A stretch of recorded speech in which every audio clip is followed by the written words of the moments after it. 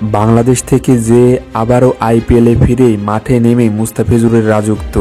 Chennai super কিংসের পঞ্চম ম্যাচে আবারও মাঠে নামেন বাংলার মুস্তাফিজুর রহমান। মাঠে নেমেই দুর্দান্ত বোলিং করে 4 ওভারে 22 রান দিয়ে 2টি উইকেট তুলে নেন। ফলে আবারও সর্বোচ্চ উইকেট নিয়ে পার্পল ক্যাপ মুস্তাফিজুর রহমান ফিরে পান। এর আগে মুস্তাফিজুর রহমান আইপিএলের চেন্নাই সুপার কিংসের হয়ে 3 ম্যাচ খেলেই দেশে ফিরেন কিছু জরুরি দরকারে। দেশে ফেরার ফলে চেন্নাই সুপার কিংসের একটি ম্যাচ মিস করেন মুস্তাফিজুর রহমান। তো সেই ম্যাচ মিস করার কারণে মুস্তাফিজুর রহমান পার্পল ক্যাপ হারান। তিনি উইকেট শিকার তালিকায় 3 নম্বরে নেমে যান।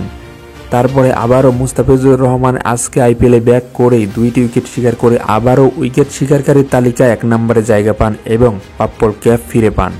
এদিকে এবারকার আসরে সেরা বোলার মুস্তাফিজুর রহমান। এইখানে দেখাচ্ছে যে মুস্তাফিজুর রহমান মিচেল স্টার্কের চেয়ে 54% এগিয়ে আছে এবং মিচেল স্টার্ক মুস্তাফিজুরের চেয়ে 54% পিছিয়ে আছে।